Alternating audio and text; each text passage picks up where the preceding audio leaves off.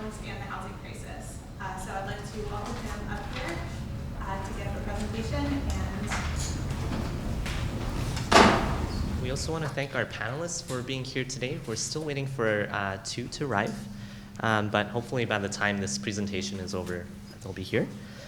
And I also want to take a moment to acknowledge the different subject experts here in the room today. I know there are a lot of individuals here that represent different organizations, and so we all look forward to hearing your perspective and expertise in the Q&A period that follows the presentation and the panel discussion. So before we get started, I thought we just quickly, by show of hands, get a poll of who's who in the room. So how many of us here represent community organizations? Okay, a few of us. People from public agencies? Okay, there's a lot of us. Other students? Yes. And designers? Awesome. Cool. So before we get started, again, I just want to acknowledge that the housing crisis has come with many more challenges than it has answers.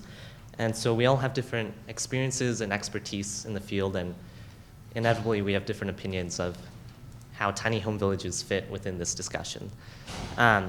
So yeah, this will be a brief presentation about setting up the context for the panel discussion to follow. So the topic of today's discussion revolves around this central question here, which is, given the mounting pressure to address the affordable housing crisis, how do jurisdictions reconcile the legitimacy of tiny home villages and the traditionally informal role that they serve? To understand the context behind this question, we have to first start with the housing crisis itself. So the headline that the Portland metro area is in a housing crisis isn't new news. Some key factors that contribute to the rising cost of housing can be attributed to strong in-migration rates to the region, skyrocketing construction costs, and demand for housing outpacing supply. So as any good millennial would do, I made a GIF, or GIF. This one shows a map that was made earlier this year. This map lives on the Housing Data Hub if you want to check it out in detail after.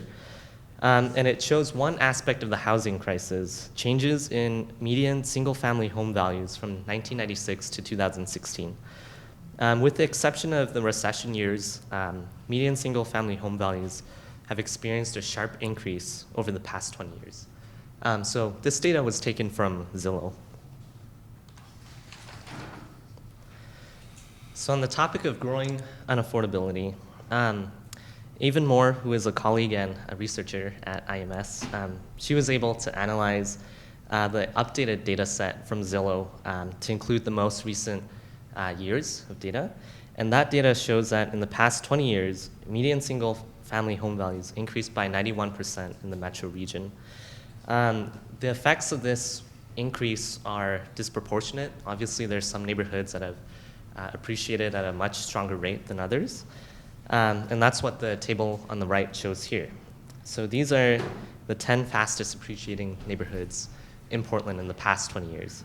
So it's a pretty staggering statistic to see that some neighborhoods have increased by over 200% in their median single-family home values.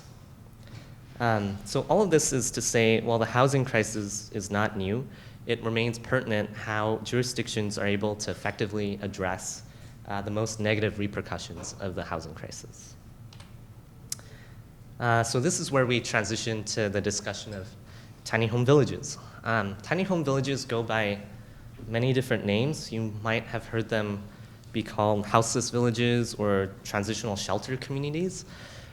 Essentially, the idea is they are an assembly of ad hoc housing structures that were created through some form of community organization. So while we have an image in our heads of what these villages look like, it's important to understand that each village has their own niche. For example, some villages host more temporary residents, while some cater to more permanent residents. Some are more protected in the regulatory process, while others are more vulnerable to bureaucratic change. And while all villages are thought of as temporary, it's becoming more clear that many of these villages have been around for a long time and will continue to do so as long as the need calls for it. So I'll just briefly go over some of the, sorry. Okay. I'll briefly go over some of the houseless villages here in Portland. Dignity Village was the first houseless village in Portland, established in 2001. It has a relatively large capacity to house residents compared to the other villages. And it's one of the more established villages given its long history, but also due to its status as officially sanctioned by the city, which is unique because it's protected by Oregon state law as a designated campground. This is something we can talk about further in the Q&A period if you wish. Right to Dream 2 was established in 2011. It also has a large capacity to house residents, but it caters to more of the short-term duration for residents. The village utilizes more temporary structures like tents, as you can see in this picture, but it is nonetheless still formed around a community. So this picture shows R2D2 in its former location in Old Town Chinatown. It has since moved to a different location. Hazelnut Grove was established in 2015. It caters to more long-term residents while still having the ability to host short-term guests. And hopefully we'll have a panel here today. His name is Brian. He also goes by DW, who is a current resident at Hazelnut Grove. Kenton Women's Village is one of the newer houseless villages that has been established in Portland, with a strong impetus from the design community. Todd Ferry, who's one of our panelists today, who I will introduce in a few minutes, was a large part of that force. What's unique about Kenton Women's Village is that it caters to women only and utilizes a strong partnership with Catholic charities. And finally, Clackamas Veterans Village is the newest, about to be the newest tiny home village in the region. It's currently under construction, and it follows the success of Kenton Women's Village by taking the production of pods to the next level. So through creative design practices, this village will house up to 30 veterans once it is completed. So of course, there are many other villages that have existed through time. The Opportunity Villages in Eugene are another regional example. But, however, there are also many villages that have existed that no longer do. So it's more common for villages to be swept than successfully establishing their roots. This is the case for villages like the Forgotten Realms and the Village of Hope here in Portland.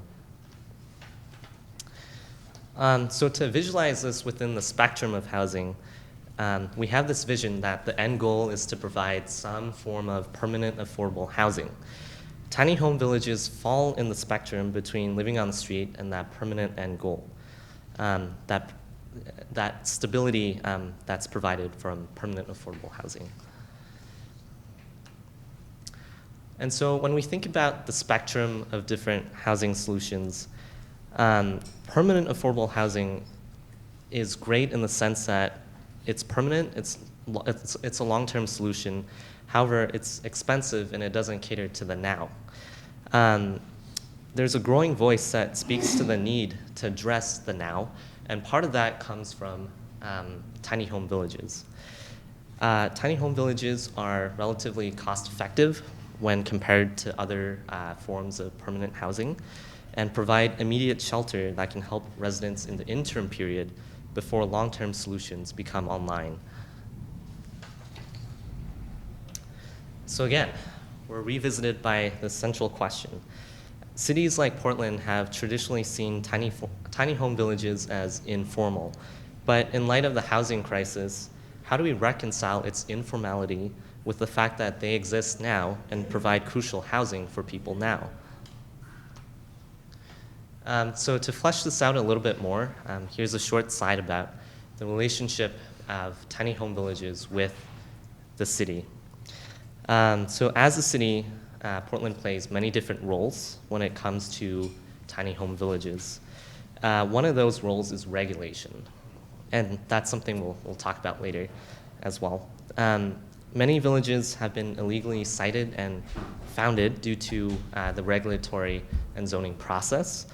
And with the successful implementation of the Emergency Housing Ordinance in 2015, that piece of regulation has allowed for some villages to temporarily exist where they are now. The city also provides utilities and access to resources and varying capacities for these different villages, some as a result of the Emergency Housing Ordinance. The city can also provide monetary funds to help maintain the operations of these tiny home villages. It's important to remember that the city does play a role in conducting sweeps, as seen in the case of Forgotten Realms in the Village of Hope. And lastly, the city provides guidance to the future existence of villages by trying to understand where villages can be sited in order to comply with laws and regulation. So as part of our research at the Housing Data Hub, we've been working on a site suitability model to begin understanding where tiny home villages would be amenable to be sited. So we looked at a key set of criteria for creating this map. So this includes locating parcels within 500 meters of a light rail station, zoned General Employment 1 or General Employment 2. So these base zones are the most amenable to siting tiny home villages due to the least amount of regulatory burdens for housing construction requirements. Parcels under a slope of 25%, and parcels that are vacant. So I'll quickly show you the map, and we'll transition from this presentation to the formal discussion panel that we have after.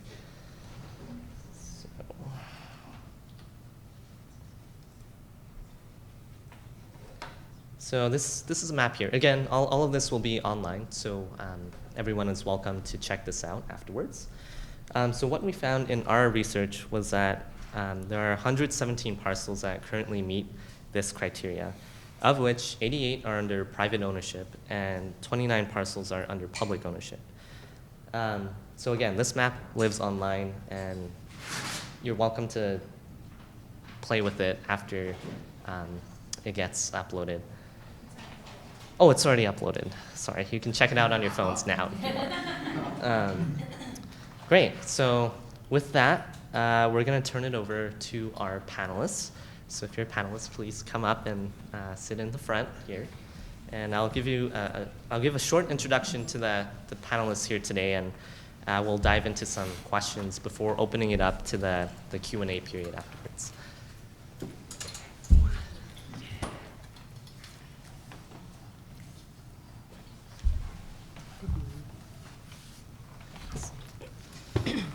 Great. So Todd Ferry, sitting on the left-hand side here, is a research associate at the Center for Public Interest Design here at PSU. He represents part of the design community and was a big part of bringing Kenton Women's Village online. Next to him, we have Uma Krishnan. Good morning. Who has worked on a variety of affordable housing policies in the last 2 decades. She was one of the main researchers and coordinators for the 2017 point-in-time homeless count, and now works at the Portland Housing Bureau. And next to Uma, Phil Namni works at the Bureau of Planning and Sustainability, and he has worked on various housing-related policies at BPS. An example of that was in 2016, Phil worked on updates to the zoning code to include greater flexibility for mass shelters in Portland. We also have Brian, who is not here and who hopefully will be here, but he is a longtime resident of Hazelnut Grove, and yeah, we hope to have him here at some point in time. So with that, we'll go back to our questions.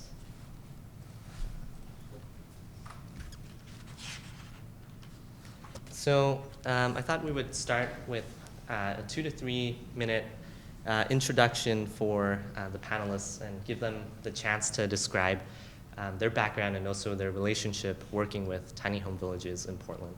So maybe we'll start with Todd and work our way down. Thank you. Good morning, everyone. Thanks for being here. I'm Todd Ferry. I'm with the Center for Public Interest Design here at Portland State. It's nice to see a lot of familiar faces, and I would invite anybody to contribute to the conversation. So at the Center for Public Interest Design, what we do is explore how design and architecture can serve traditionally underserved populations.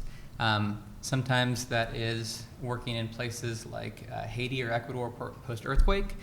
Here in Portland, it's been around houselessness a lot.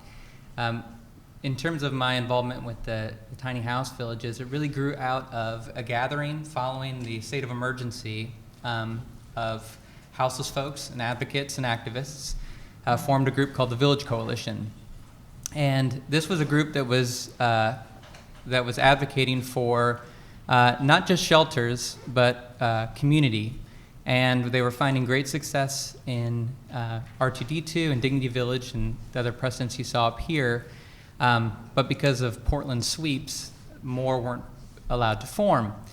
When myself and design colleagues first started to attend the meetings just as people interested, we were being asked for tiny house designs.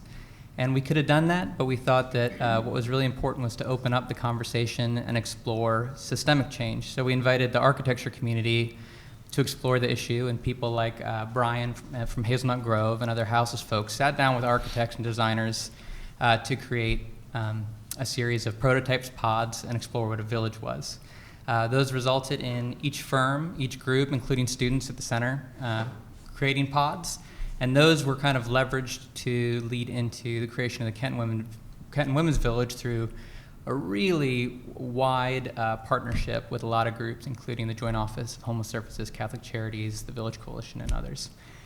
Since then, I've been involved with the Veterans Village is going in Clackamas, and new villages that are emerging.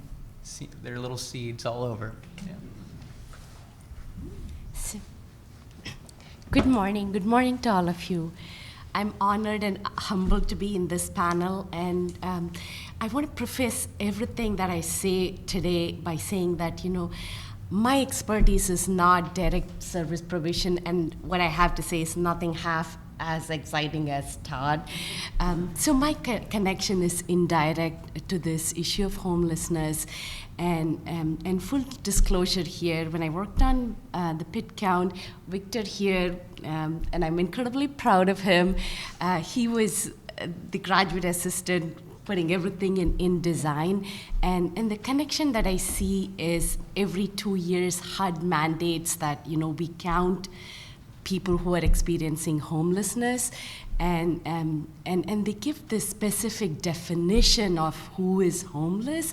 And imagine my surprise when I realized, our people who live in these pods, they would be counted as unsheltered. So folks who live in the Dignity Village or Kenton Village, they're part of the unsheltered count. So in some ways, no matter, for us, it's a solution. We are putting people in homes as opposed to out in the streets, but still in the HUD world, they are being counted as unsheltered. So it's kind of sobering and kind of makes you think, is that the right solution? So that's my connection. And since then, because I work for the Housing Bureau, I see I have moved up the income spectrum just a little bit from people who are not making a whole lot of money to my present project is working on people who could be at potential risk of homelessness and kind of slightly up that MFI continuum. So that's my connection. Thank you, Victor. Thank you. Good morning. Glad to see almost a full room here. My name is Phil Namany. I work for the Bureau of Planning and Sustainability. And I'm one of the folks that work on updating zoning code through a various set of projects. So the land use regulatory aspect of the housing continuum. And I can't say I'm an expert on this because I sort of work on a variety of different projects. I'm also working on regulations for design overlay zones and regulations for bike parking and other things that don't necessarily have anything to do with some of these basic needs. But in the past, I have worked on, as Victor said, right when the housing emergency took effect, there was an interest on City Council to try to loosen up the regulations for some of the housing opportunities at the lower end, specifically short-term housing and mass shelters. One thing that didn't get really addressed was this idea of informal transitional housing, and so that's an ongoing conversation that's happening at the city. But I also worked on, before that I had worked on some regulatory changes that helped allow a greater variety of accessory dwelling units or ADUs to be built in people's backyards. Along with the reduction in some fees for those, we also reduced some of the design requirements for especially smaller scale ADUs with the hope that there might be some folks that can come up with a production style of ADU, which I think actually Patrick Quinton with is it Dweller, I think has come up with one that could potentially be replicated in many folks' backyards as a way to bring down costs. But one of the things that I grapple with personally, and I think there's some folks in the audience with the city, they're kind of grappling with both the Bureau of Planning and Development Services, is we're trying to balance, essentially there's about 100 years of regulations that have been implemented to sort of ensure the health, safety, and fire suppression and things of where people sleep. And because of that, as Victor showed on the housing continuum, the question now is coming up, have we priced ourselves out of providing that basic need? And then the question is there a way to lower that cost, or do we lower the standards? And I think that's one thing where I think at the city level, we're still grappling with that conversation about, the poster that was hanging that fell brought up some of the issues that came up with the Kenton Village, such as, draftiness of the units, pooling of stormwater, things that, there are roles that the different bureaus play with the city to ensure that, if something's done under a permit, they would be providing requirements to ensure that doesn't happen. But once again, those things cost money. So I think the issue of the informal and temporary housing is not just a land use issue, but it covers, land use, stormwater, building codes, fire and life safety, and something that's going to probably need a larger kind of coordinated attack to kind of determine what can be built cheaply and safely. Thank you for those introductions. So we'll move on to our second question here, which is, what aspects of tiny home villages make them worth pursuing? And with that, what should we know about tiny home villages that differentiate them from other forms of housing? So in my head, I think of like transitional camps, or maybe villages with less permanent structures, things like that. So I'll open it up to the panelists to address this question here.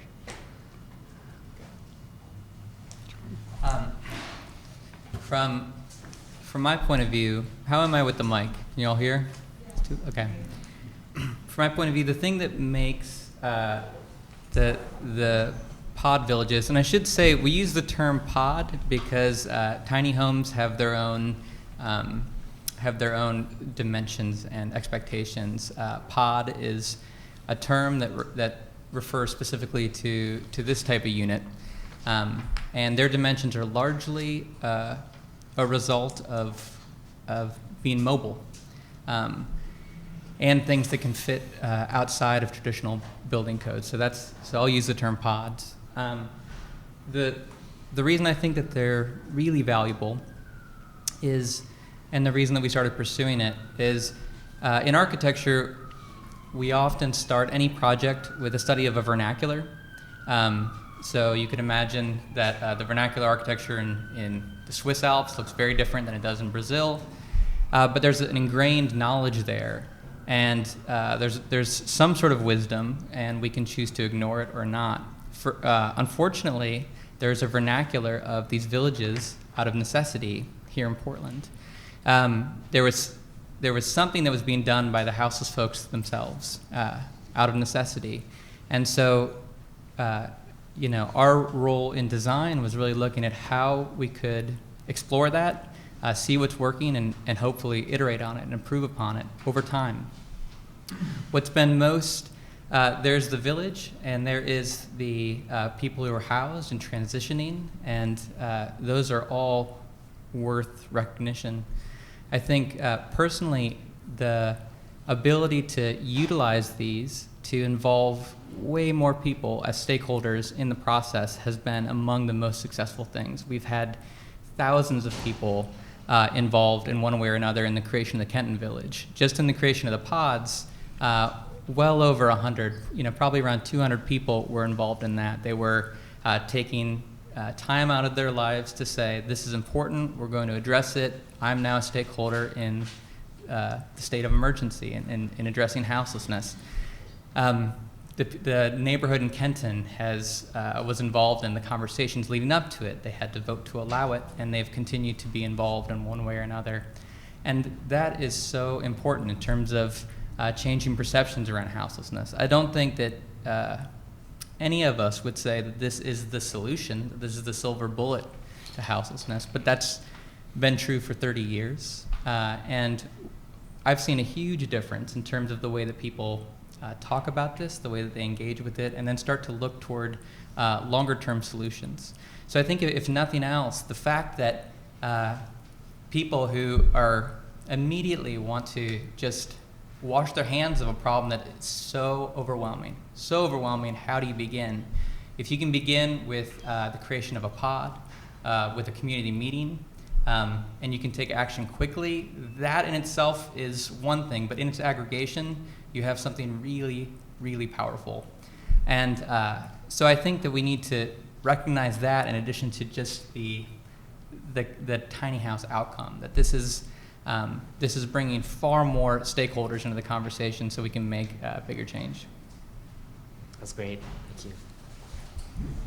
So I just want to add a little bit to what Todd was saying, and in terms of this is not one solution, and Vic had put up this spectrum, from unsheltered all the way to permanent supportive housing.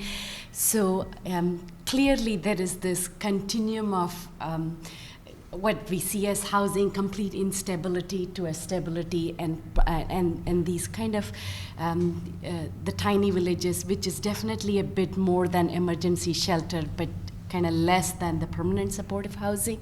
So probably as a solution, it has its place. And the one other thing I want to mention here, this problem of people experiencing homelessness, it's not just a city thing, it's beyond the city boundary, and it spills into the rest of the county. So, people who have been working on this issue must be clearly aware. In 2015, there was this agent, they're kind of the board, the Home for Everyone. So they kind of been thinking about a lot of solutions, and I think like everything else, certain solution picks up momentum at certain point in time, and at this time, as of last year, the city, and not just the city, but the city, county, the efforts have been focused on kind of moving up the spectrum and on permanent supportive housing, which is your traditional definition of a housing with services. And so a lot of energy is being focused on that, but that doesn't mean, I know the city has stated any position around tiny villages. But I just think in that continuum, probably tiny villages as a solution has its place. Mm-hmm. Thank you. And I'm going to add one thing. The City of Portland just updated their comprehensive plan, and that was voted on about a year ago, and they're doing some regulatory updates as well. And actually, one of the objectives in the comprehensive plan was to provide for a housing continuum, recognizing that there is a missing component there, which is maybe not necessarily everybody having their own apartment or their own unit, but that there is something where whether it's shelters, whether it's more group living opportunities, things like that, and so that the comp plan definitely was clear in having the city explore that.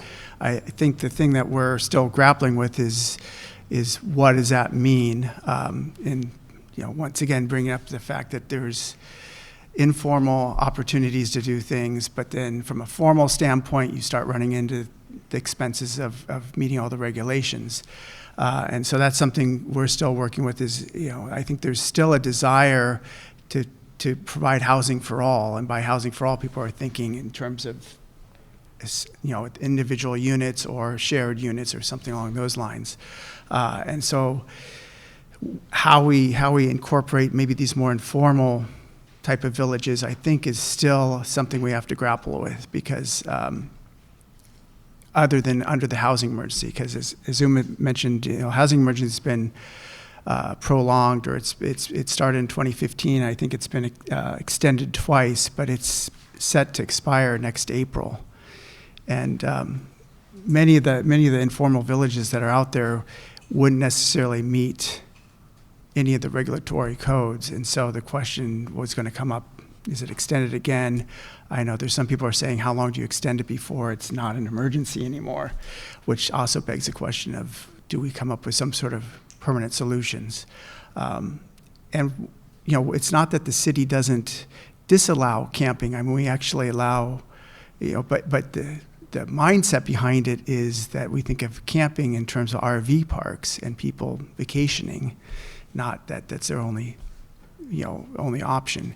And so I think there is going to be a need to expand, trying to formalize this so that it doesn't become as much of an under the radar type thing. Right. If it's all right, Victor, I want to just add on about the second part of the question that differentiates them. One really key factor is that they can occupy land that it's not a permanent, right? It's not permanent. Like in Kenton, 1 week before the village opened, the site was essentially empty, and they can move equally. And so there's a real opportunity, as we saw with the previous slides from Victor. Land value is so high, but can we underutilize land in the meantime? And then not just, although permanent housing is the solution and should always be the solution, what's been great about the village model is seeing that the villages can actually help prepare people for that transition much better in a way that the villages, they advocate for self-governance, they advocate for community. And so when folks do transition, they're in a much better place. And I think that's a huge difference between a lot of the other potential housing models. Mm-hmm. That's great. Yeah, we have a question coming up that touches more upon that last part of what you said. So that's really good. So our third question here is about community organizing, and a common theme that all three panelists just spoke about was the increased involvement of the public in deciding how tiny home villages are established and how they operate. So from the community and grassroots perspective, how do organizations that represent the voices of houseless residents channel political power and interest for making these things happen? Sorry, I realize Todd is maybe the only one here representing that.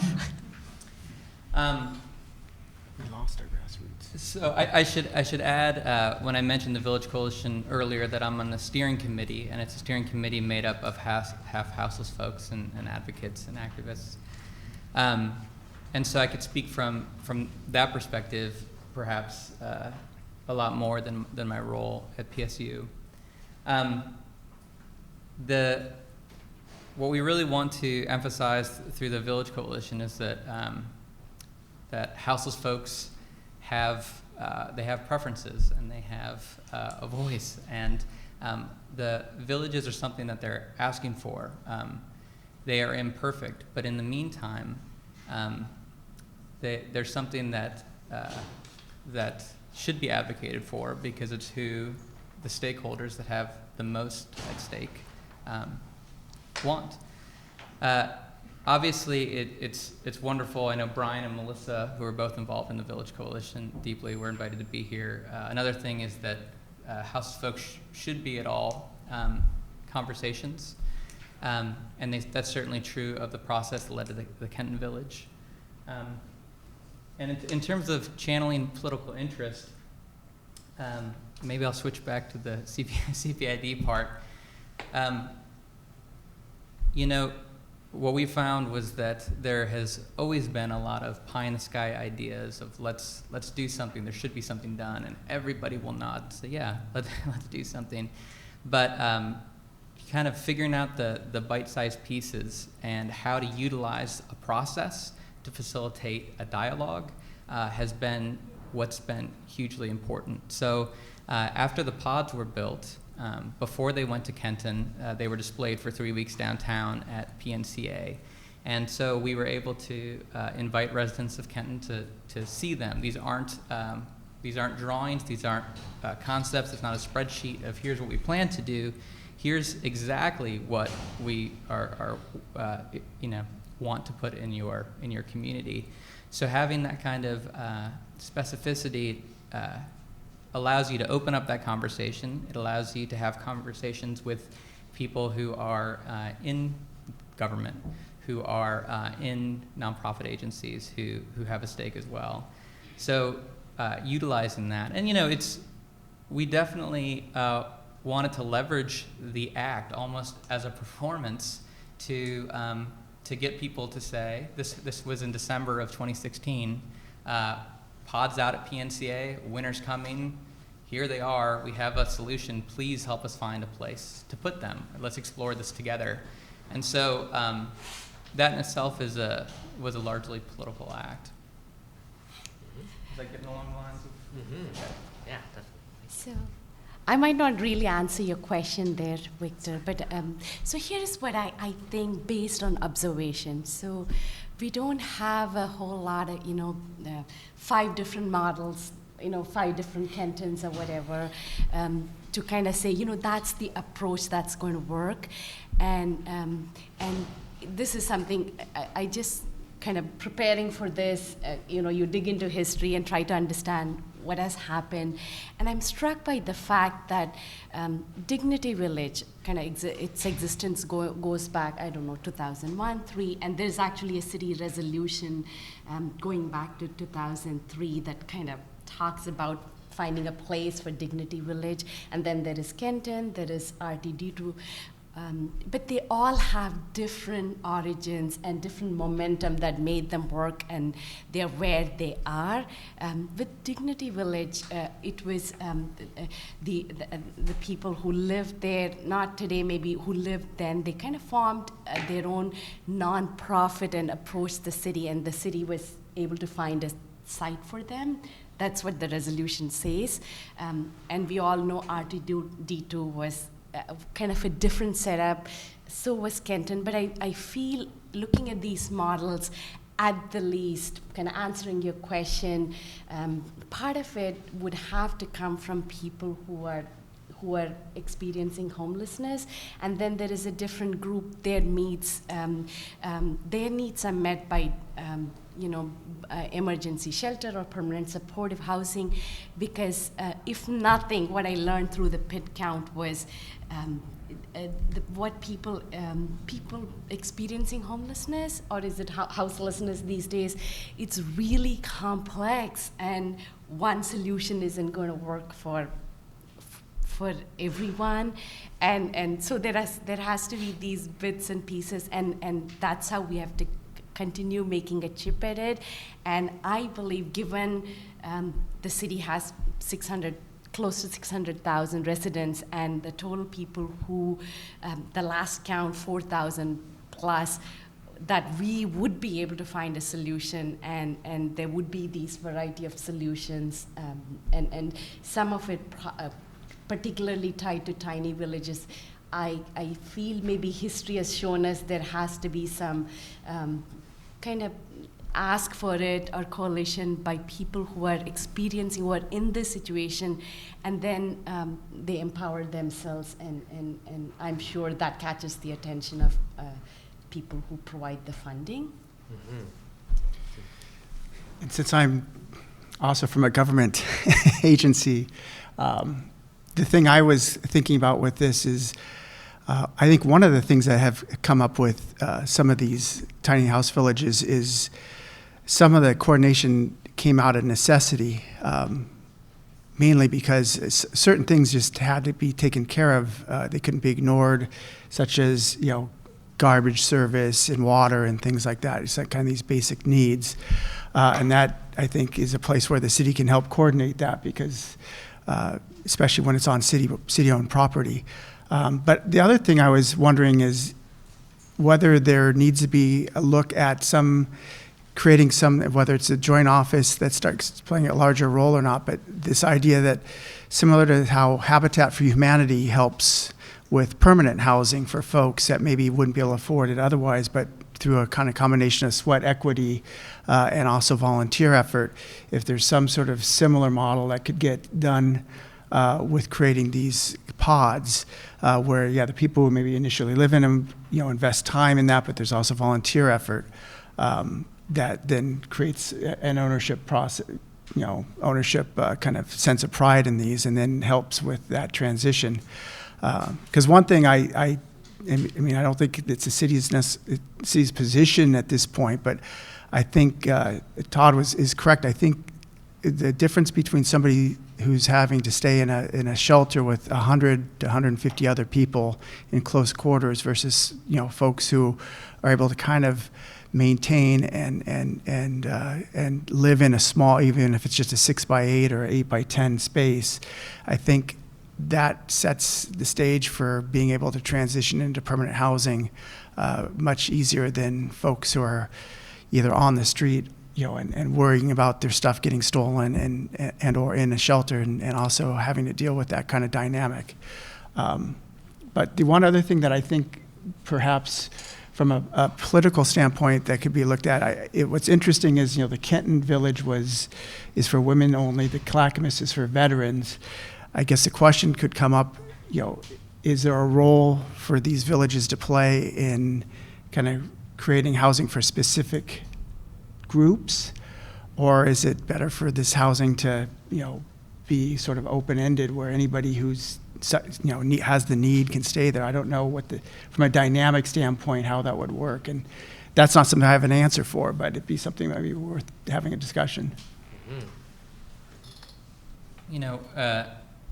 It's a good point, and certainly there's something problematic about whenever you group people, but there's also a strength to that.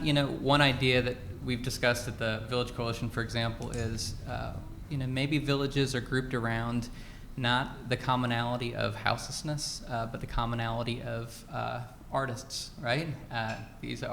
Or it's around gardening. There's been great success in this realm in senior housing. I'm thinking of a project called the Burbank Arts Colony in Burbank, California, where these are senior citizens and it's elderly housing, but really it is what brings them together is art. And so there are writing workshops and filmmakers, and there's painting.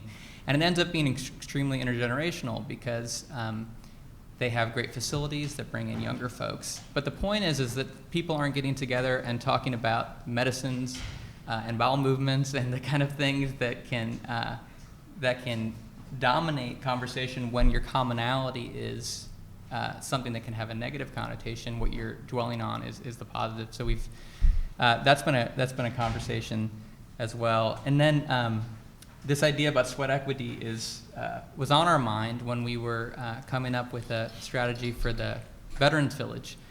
And the Veterans Village right now calls for up to 30 pods. The first 15 are provided utilizing these structures that were created from the School of Architecture on this temporary stage for Pickathon. I don't know if anyone was at the Pickathon Music Festival last year, but there was a big stage that was wood and trusses. Those all created, that was the structure that will create the first 15 pods that have already been made. And then the next 15 will be created by the residents themselves, so they can learn skills. That they can have this skill development, and then literally and figuratively grow their own village. So that's part of the evolution of how these things are unfolding. And then the third iteration down the line is going to be even better. Yeah, thanks for those ideas and perspective.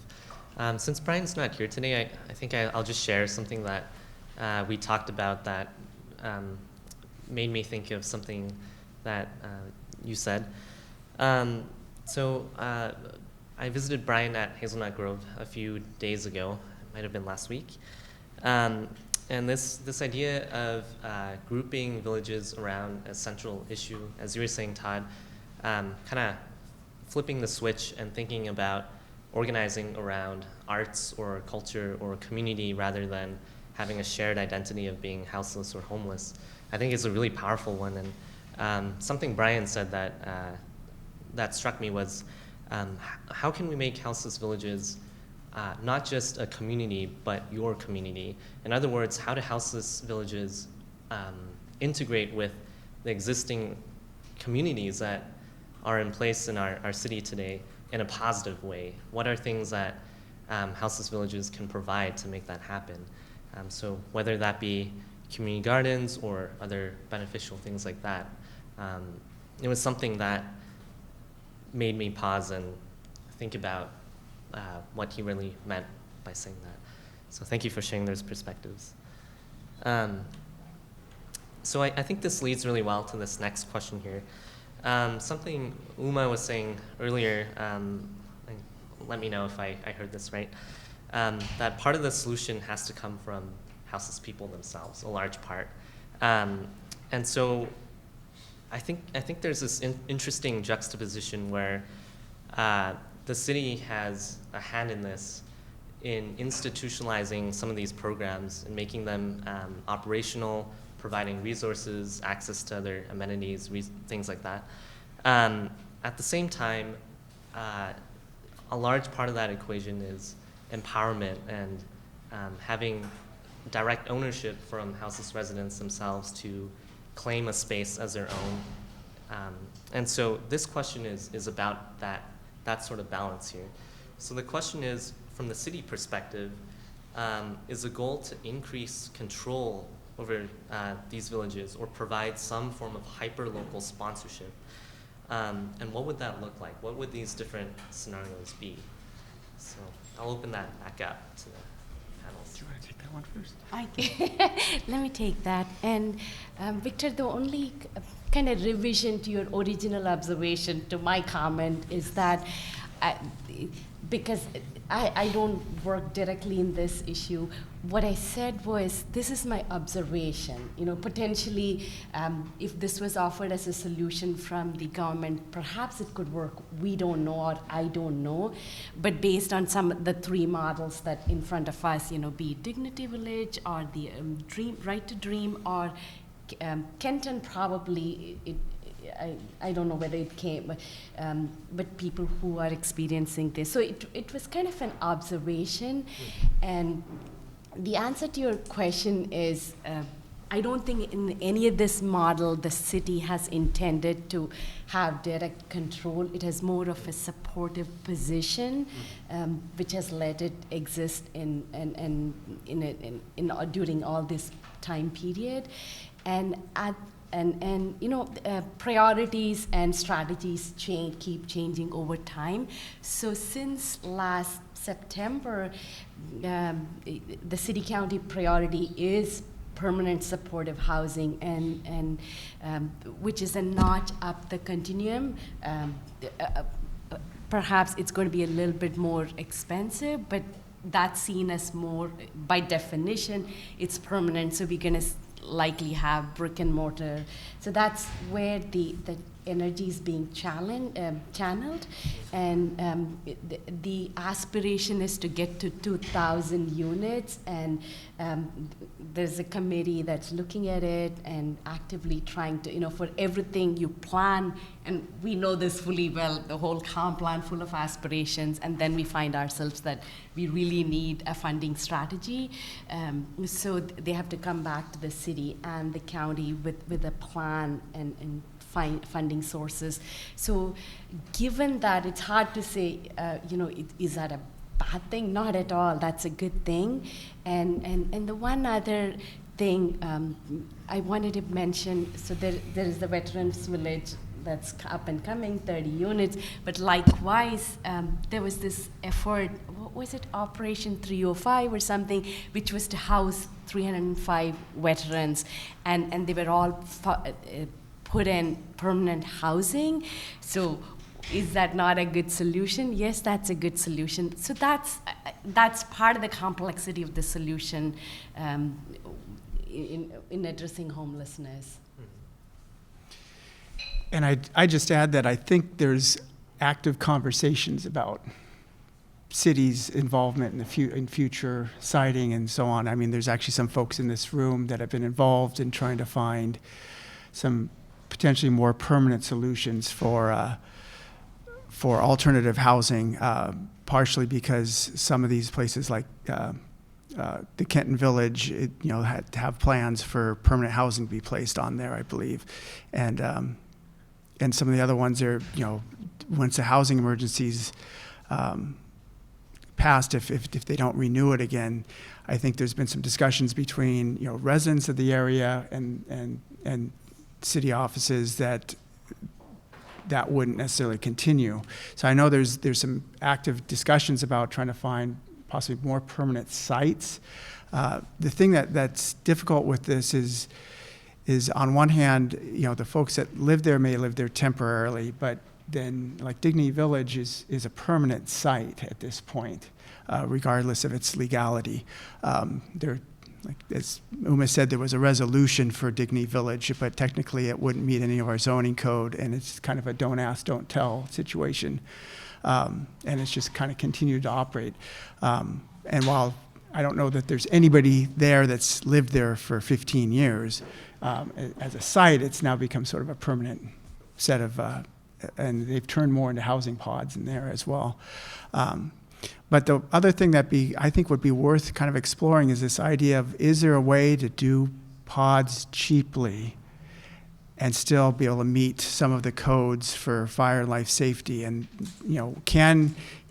because they tend to not go away, we set them up so they could be movable, but in reality, unless we think that need's going to go away in a couple of years, it seems like the need for somebody to be able to use that is going to still be there. So is there, a way to kind of create, little bedroom pods that actually maybe are on, foundations that maybe can be taken up and then have a common kitchen bathroom facility that's centered around that? Is that something that the city could explore? And I think that's something there's also interest in looking at. But once again, the funding for it can be problematic because we don't have a lot of funding for those kind of things. And I just want to add to that I think that's where the importance of an iterative process comes in, and continuing to learn from what's done, improve upon it. The Veterans Village will be a really interesting example. It won't be the end, but it'll be a really interesting example because each pod has its individual building permit. The shared structures will be certified from modular manufacturers, and each one will be on a temporary foundation, and it will meet all those things. Now that can be problematic when it slows down a process that is intended to be fast, when it makes a process more expensive that's intended to be affordable. But the first ones are always more expensive, and then as you kind of build a catalog of pods, buildings, and approaches that meet this that meet these standards, we're getting to a better place. So I think that it'll be great to see that one. It'll be great to see how we can learn from it and continue to improve. But I think that you're exactly right, and that's what we need to strive for is continue to utilize what's great about the village process: quick, affordable, empowering, and done collaboratively. But then at some point, it stops being the right model if there's too much burden on it, if it's too slow, if it's too expensive. So finding that sweet spot where it lives up to the dignity of the people that will reside there, but can also be done, quickly and cheaply. So I think with that, we have a question here. Oops. That's kind of more for Brian, but inevitably it falls on Todd's shoulders. But I think maybe we'll ask this question first to go off that point. So I think there are a lot of trade-offs when we have these conversations. One trade-off that I just heard now was kind of the expediency versus quality / abiding by regulatory process trade-off. There, for example, Kenton Women's Village, there was a need to build pods quickly, but that meant not abiding by certain building code standards, things like that.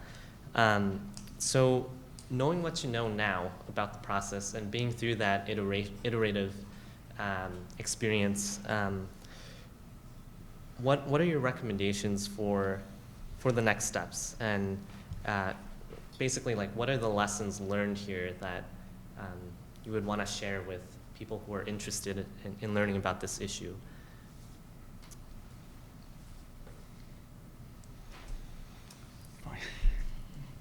So I can speculate on it, and probably maybe Todd and Phil can answer it better. I'm struck by something you said, Todd. You mentioned the word iterative, and I feel if we have enough of something, things get better and better, and because the tiny villages we've had, at least I see them kind of different with different history and serving different types of people. But if we can get to some kind of standardization where we have some idea, that's going to be the outcome. These are the things that were not working and that need to be fixed. So if we get to that point of standardization or kind of economies of scale, that would be a good thing, but that's going to take time and effort. So I feel that we are in that period where when these villages come up, we would watch and learn, and at the same time, support for these kind of things at a government level are chugging along. It's not like the jurisdictions have taken a position. There's no way we're going to allow that. So can document and learn, just like a lot of the other structures. Infill wasn't kind of this cool thing. But then, there was enough of that. There's enough of a threshold that we understand what it is and can do it better. So I feel that's the recommendation is to kind of, and as a researcher, I feel make sure we are documenting and learning what worked and what didn't. And it's not like for every time we have to start a project, we start our learning process from ground zero.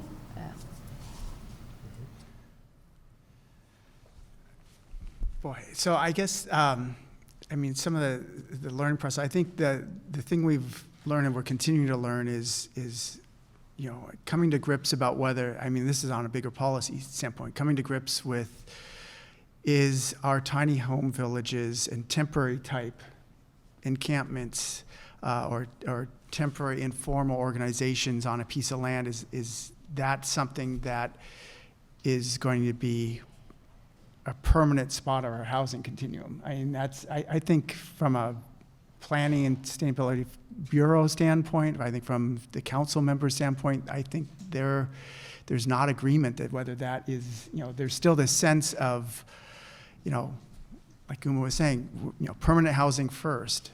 The question is going to, potentially continue to dog us if we aren't building enough permanent housing. is the only other option that they're sleeping on the street, and or is there other other situations and things that where we can provide for folks and also provide the services they need. I think that's something we're kind of seeing, and I think maybe the opinions are kind of changing on that. And then I think the other part of the learning curve is that idea of what makes a good tiny house village. It seems, some of the more successful ones that we've seen, they're not real large. I mean, I guess, is there a maximum size? Is 15 to 20 pods a good manageable size that can be self-governed? What if you had 100 pods, on a piece of property? Does that start becoming problematic? Is there, issues with keeping people happy and so on in that, or there conflicts that come up? And so I think that's something we could look at, but I think it's more just this kind of sense of I think we have to decide from a trade-off standpoint, if we can't provide permanent housing that is up to code, is there an acceptable level of shelter that we can provide on a transitional basis or a temporary basis, with the idea that it may be temporary for the residents, but from a city standpoint, it may be something that's they're partnering with for a long time. And I don't have a good answer for that, but that's, I think, what we're grappling with. So in terms of trade-offs, there are a lot, right? It's what everybody wants is for these to be done for nothing quickly, and they want them to be perfect utopias. That's not the case, but what I think really going forward needs to be understood and valued is the qualitative aspects of it. The quantitative things in terms of cost, and Catholic Charity's done a great job transitioning people in Kenton. I think it's 12 or approaching 14. So 14 have transitioned at this point into permanent housing as a result of the Kent Women's Village. Those are quantitative, but the qualitative aspects of the empowerment and folks getting jobs, or I think it was last weekend or the weekend before, Kent Women's Village winning the float competition at the St. John's Parade. Those things are hugely important. So I think that we need to value those as part of the system. In terms of next steps, I think that more creative thinking and design around what alternative shelters might be, what it might mean, is an important step. Is there something else like the village? Could we think of, if it had been designed from the beginning, could we think of Kenton Women's Village not as temporary in of itself, but as part of permanent housing? If it's got 14 pods and 14 women have transitioned at this point, could it be a threshold of permanent housing in the meantime, rather than simply thought of as pods?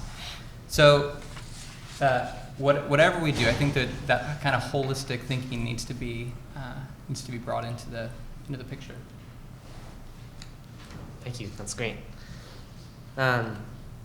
So with that, we're going to open it up to the floor, and if you have any questions or comments, this is the time. I see a hand in the back there. I'll start. So, one of the problems that I've had in Seattle is that the tiny village ordinances, they were only for 2 years. They're only allowed for 2 years. So they've come up to that 2-year mark, and they're sort of wondering about what to do next in terms of moving. It's becoming impossible to find new homes for their tiny villages and the model that they had thought about. So is there such a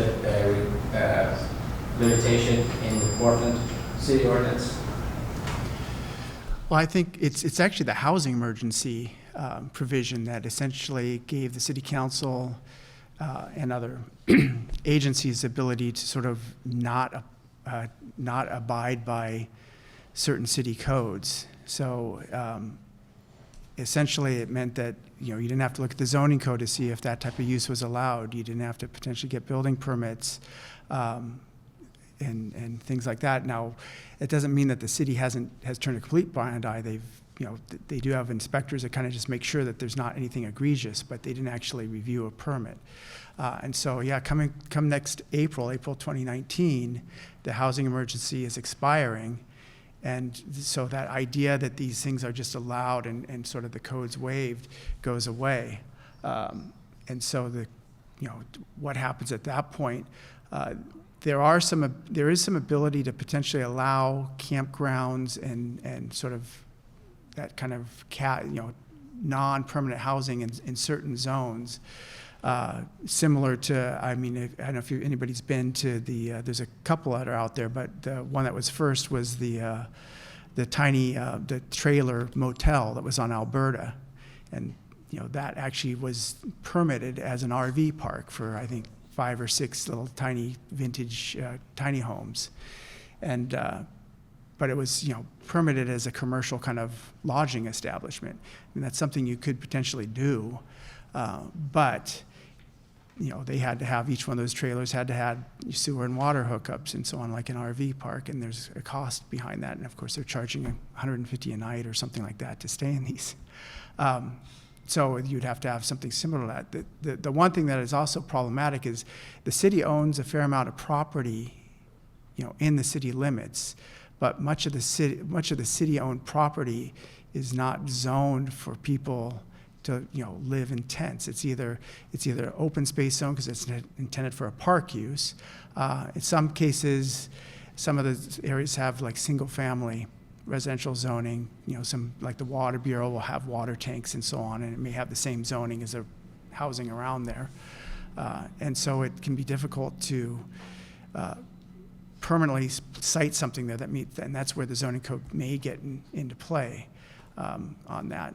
But yeah, I think the one thing we did kind of change a little bit that would allow maybe some more informal settlements is we did allow for some religious institutions to potentially take on households on a temporary basis for 6 months at a time without having to go through any kind of review. But as far as the villages, I think we've got a couple folks in the room here that I think are working at trying to find other places for places like Hazelnut Grove and so on. I have 2 questions. Let's start here and we'll move to the back.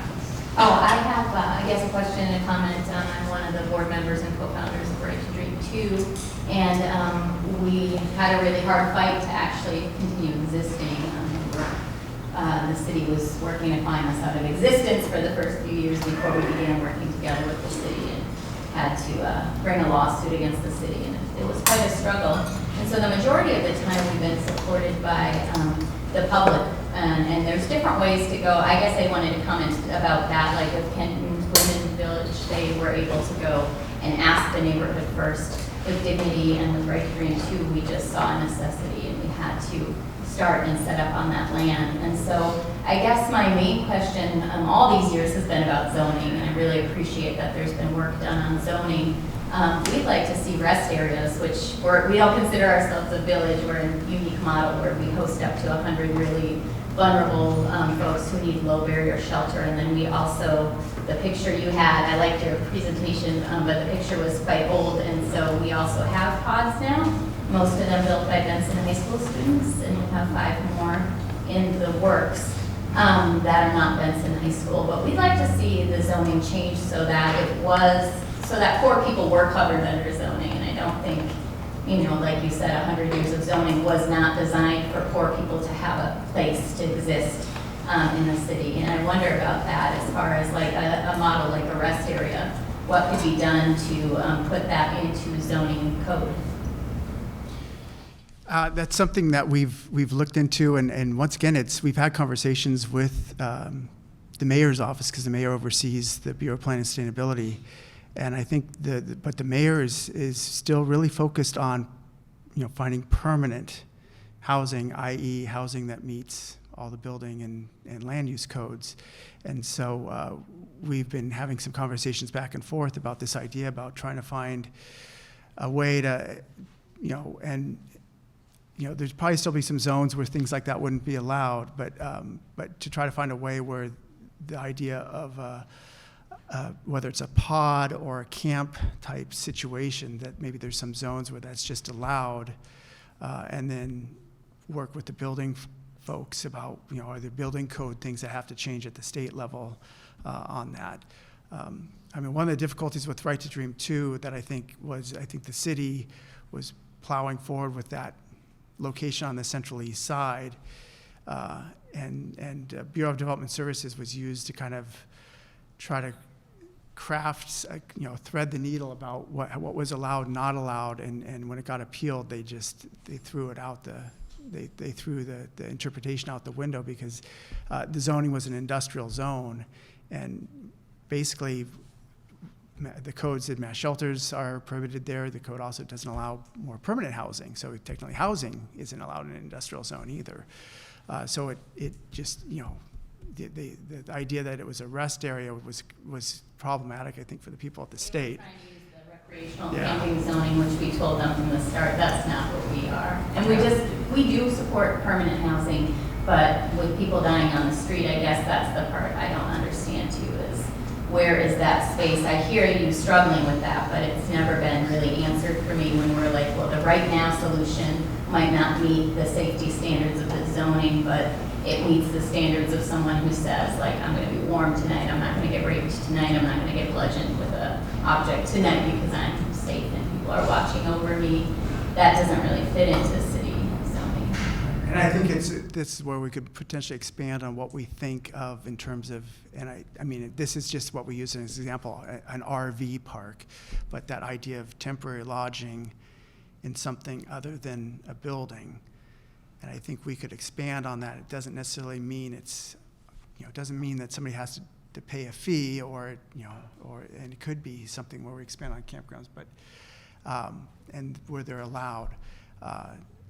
The other thing with our zoning, though, that can sometimes be problematic, is our zoning.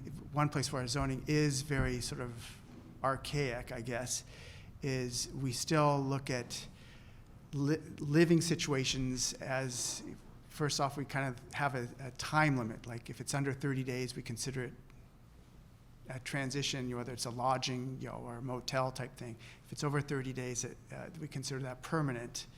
But we lump those into household living or group living. And we have, household living is got its own definition about, people either related or, by marriage or family or guardianship, and then up to a certain number of people that are unrelated. If they don't meet that, then they go into group living. And group living, we kind of put more restrictions on. And I think that's another situation where we could potentially expand, where we allow these other, whether they're intentional communities or whether they're something where somebody is just sharing, whether it's a pod that's sharing a kitchen or something along those lines. I think that's a place where I think the city could move forward and ease up on the regulations a little bit. Because once again, even with the residential infill project that has been going on, where we're starting to say we might allow a triplex where we used to only allow a house or things like that. My thought is, if in a triplex you could have 12 or 15 people living there, but they're sharing 3 kitchens, why not just allow 12 or 15 people to live in a structure with 1 kitchen? So that's something that I think internally we're having those conversations. I think we have a question in the back. It was more of a comment, actually. So one of the things that was raised that I think was really interesting is, what is the durability of this housing form within the range of options that we consider to be housing, right? I mean, is this something that we should add to our range, like we think of rental housing and homeownership and a variety of other different things? So there's a historical precedent that I just wanted to point out that I think is kind of interesting and relevant to what we're thinking about now with tiny homes and tiny house villages in terms of housing for people who don't have a lot of financial resources.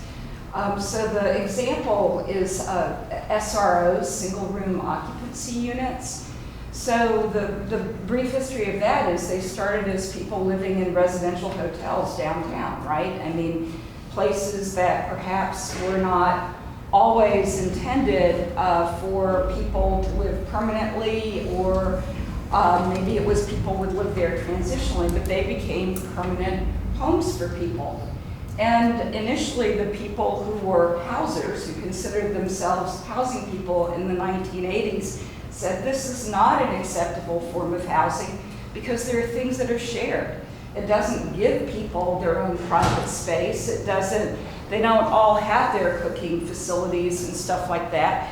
It's not a fit way for people who have mental health disabilities or other things to live. Well, actually, what happened is that people were living that way anyway.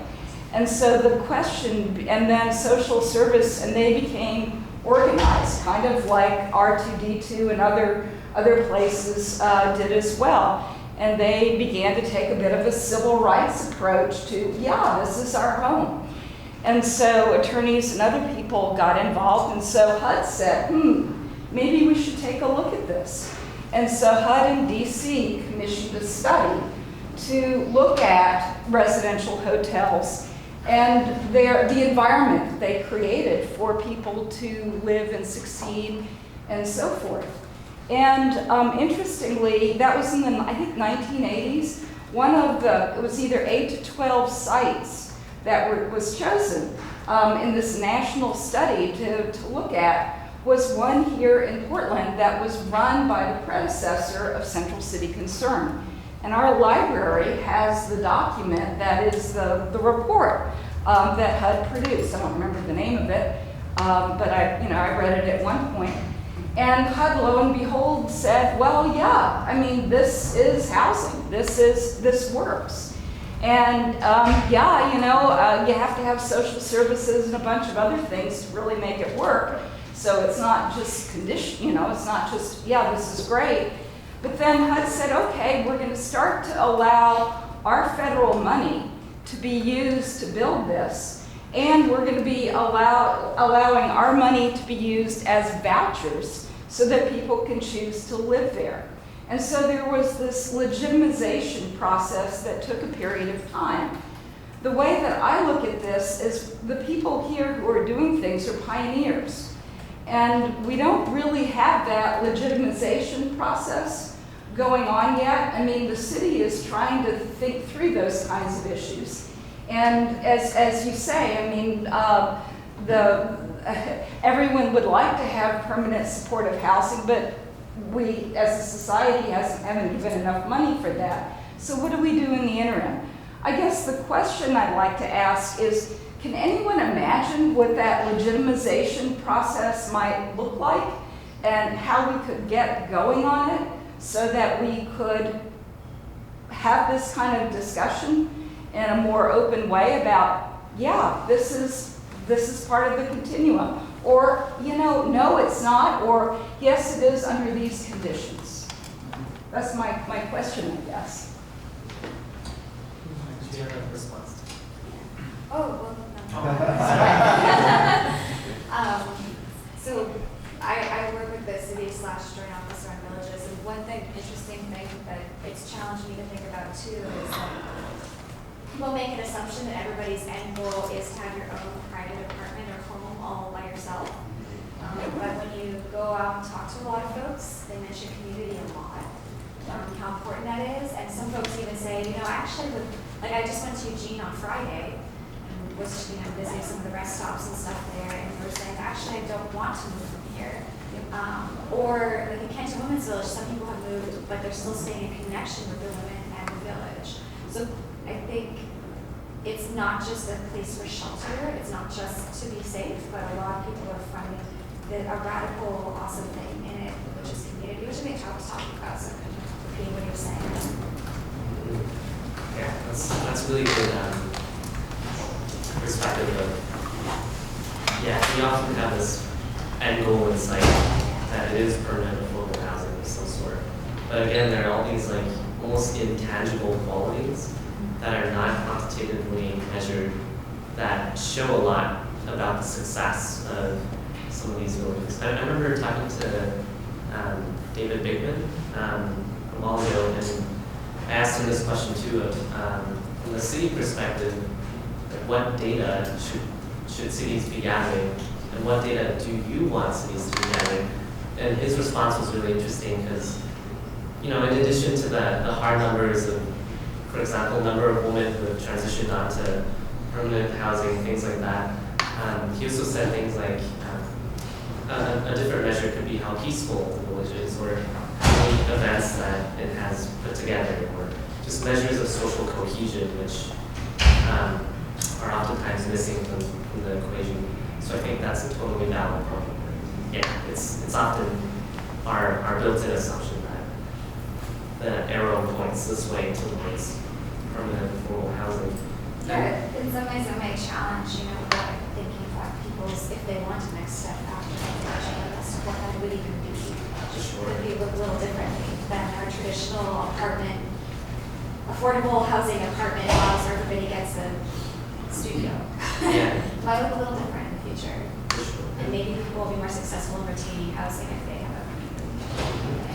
Yeah, something else that Brian said that struck me was this idea of, especially as we're going through this legitimization process and institutionalizing these villages, there's this idea that where is the transformative factor here? Like what are those factors that lead to transformation?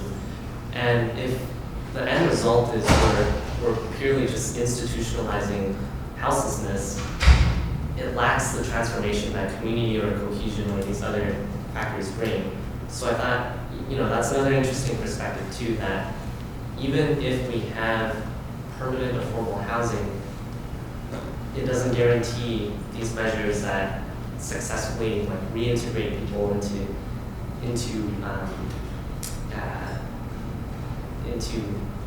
life and these other measures. So yeah, I don't know if the panel's thoughts on that. If I may, I just want to add one thing, and it could kind of because Andrea, she wasn't even asking a question. I feel like so many other concepts involved with this issue.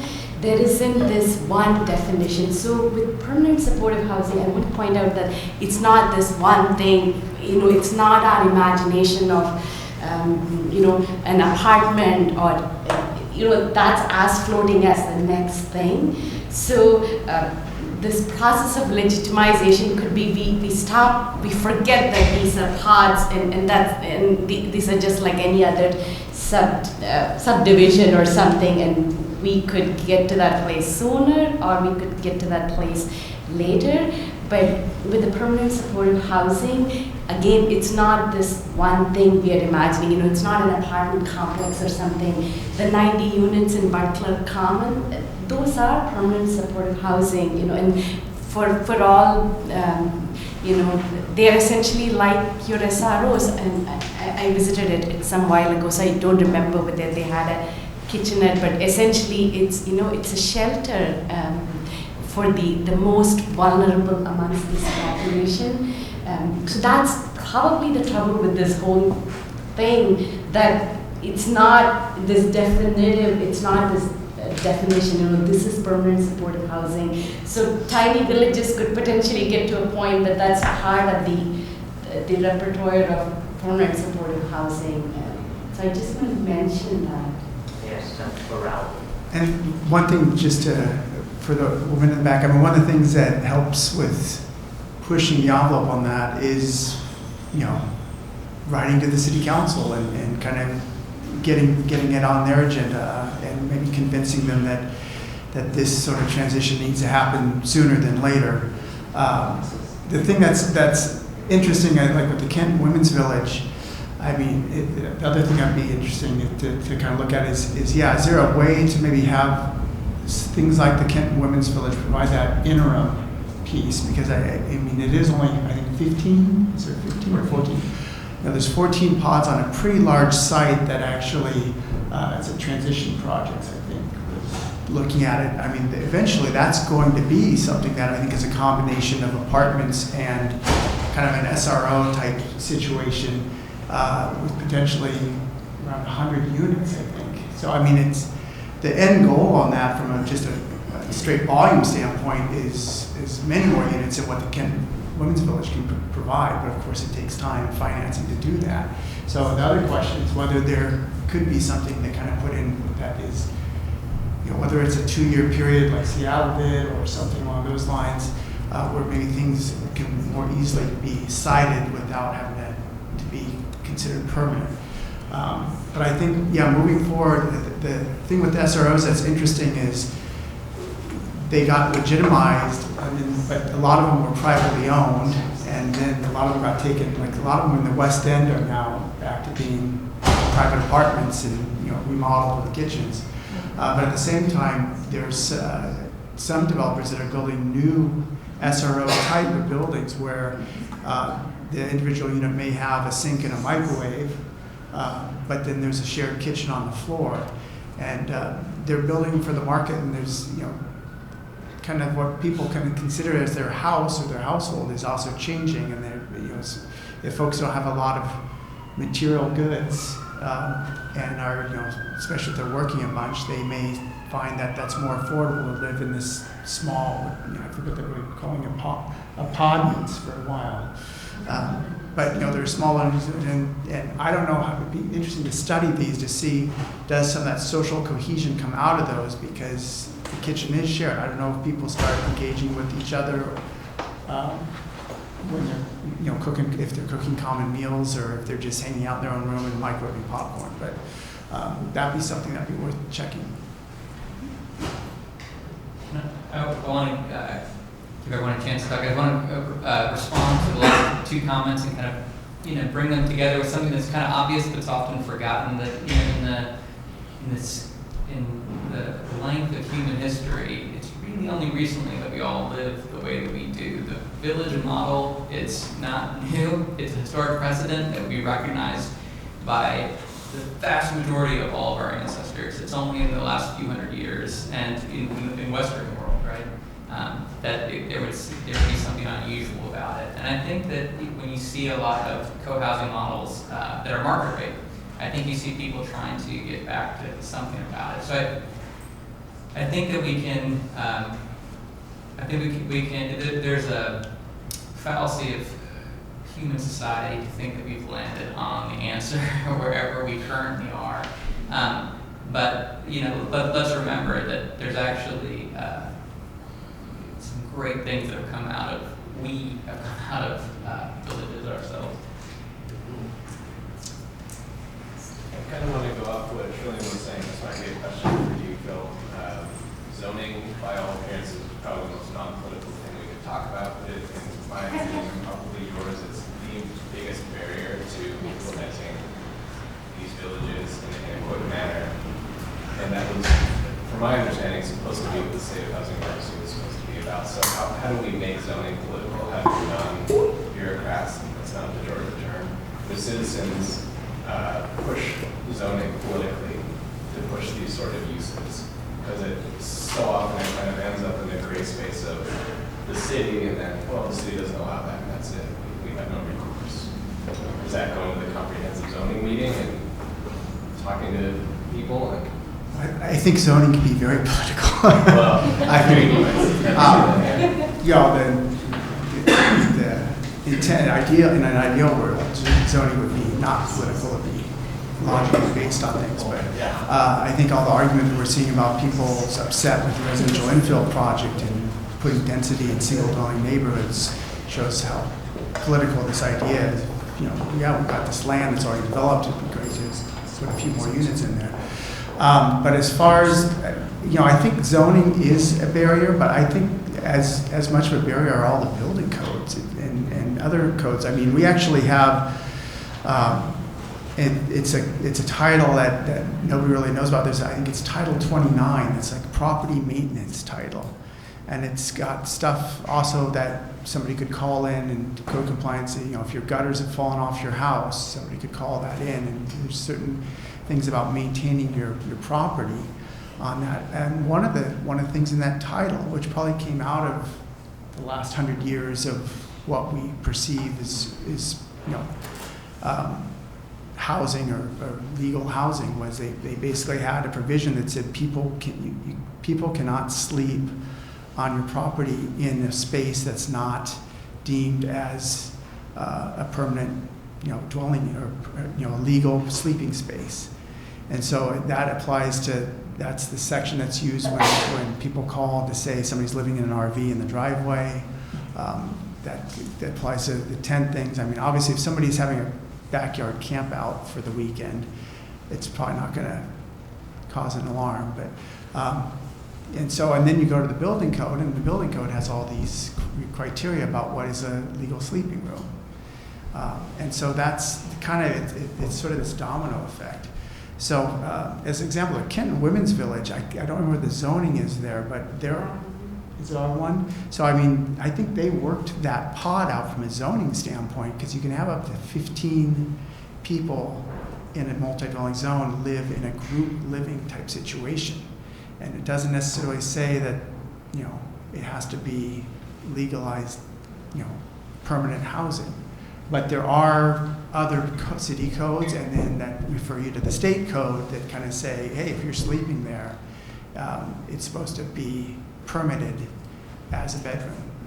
And so I think there's a whole range of codes that come up for that. I think where our zoning code sometimes gets a little bit more iffy is specifically like with some of the campgrounds and things like that. But I know when Right to Dream 2 was, this was something when there was some conversation when it was at the old location, and there was back and forth about what was allowed. I said, well, it's a commercial zone. You could call it a campground. You could call it a temporary lodging thing. And so that, the thing that comes up is, are there other provisions about code for stormwater and stuff that maybe require you'd have to pave it or do other things?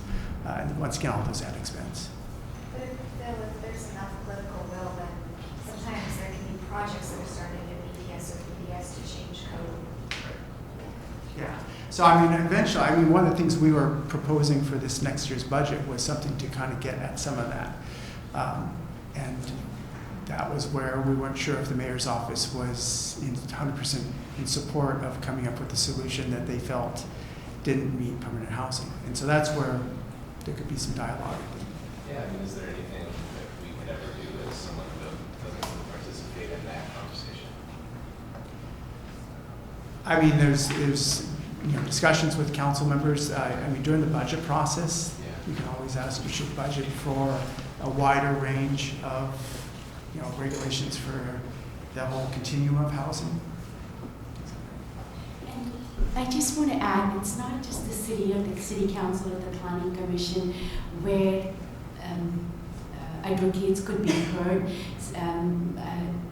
to kind of widen this space where people can be heard who are not these savvy speakers who can say what's on their mind in 3 minutes or something. So in 2015 there was a home for everyone, which I think it casts a wider net. And the one other thing I want to mention is that because this whole thing is a continuum,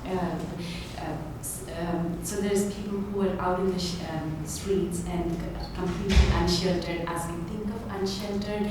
So the last round, just before the last big count, the emphasis was, what, we need more emergency shelter, which is kind of a little bit notched down from this pod village continuum. So that desire was heard, and so there was a lot of money that was channeled into that particular solution at that time, and that showed up as a 100% spike in the number of people who were in emergency shelter. So I really think that's how we're going to keep moving forward along this continuum, and hopefully we'll get to that point that there's nobody unsheltered. So there are these other places, advocates, people who work, literally the frontline workers who bring us back these needs and things that are heard. So let's not just think of city council or the zoning code as this one place. I feel that a home for everyone, that's kind of the overseer of all solutions for homelessness, they are a good place to go and say our piece. I think we had a question here first. Thanks.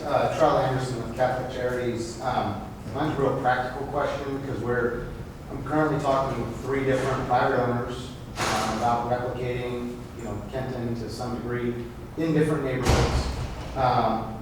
Only one of your dots on the map encompass perhaps one of the sites I'm looking at. So practically, from the city staff, do you anticipate by the time the state of emergency expires, will there be options in the code for villages like this? And then part 2 of the question is, I assume that you used, as part of your criteria here, the EG1 and EG2, because currently villages can be allowed an outright use in those zones. They are the most amenable. Okay. The least amount of restrictions. All right, so thank you for that. And then, is the intent to get the code right, or not right, but that's too low of a term. To get the code where villages can work in neighborhoods and in different places by the time the state of emergency is scheduled to expire.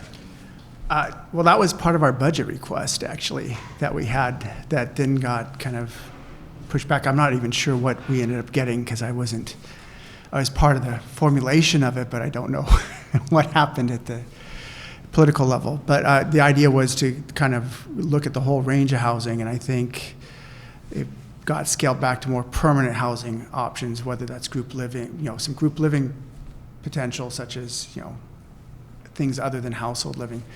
And so that budget process just happened for this next fiscal year. The one caveat I'd like to put on the EG1 and EG2, and earlier I mentioned how our zoning code is very particular about how long you're staying in a place, and whether you fall under household living or whether you fall under kind of a lodging and or temporary shelter piece. And we have a lot of competing goals and policies with our comp plan, and another issue with our land, being basically surrounded by other incorporated cities or by water. We don't have a lot of places where we can expand our city boundary. And so there's also concern about our employment and industrial lands, and whether they'd be preserved for employment uses. And so for EG1 and EG2, this just became effective last week with some zoning updates for our comp plan. But EG1 and EG2 does not prohibits household living. So if somebody is staying there for more than 30 days, then you can't set something up on that. Now, it does allow some short-term housing opportunities and other, from a retail standpoint, lodging, a hotel or motel, which then potentially could be used for other things. But that is something that I would put a caveat on. The EG1, EG2, I think, has got more restrictions now than it used to. I mean, that's very nuanced, but what about shelter? Not housing, shelter. So, and how we define a mass shelter is in a very, once again, a very kind of traditional sense of you've got a large room, like an emergency, like a Red Cross type shelter or other type thing. You've got a large room with cots, not necessarily, if it's divvied up with, temporary kind of divisions. And for mass shelters, I believe those are still allowed, but you have to go through a conditional use review to do that. And the previous project where we kind of expand a little bit of mass shelters, that did expand that. They used to be prohibited, I think, in EG1 and EG2. And we said, well, mass shelters and short-term housing are somewhat similar to, because you're usually not staying there for more than a month, or at least the contract that's negotiated out is, oftentimes people have to come every night to see if there's a place to stay.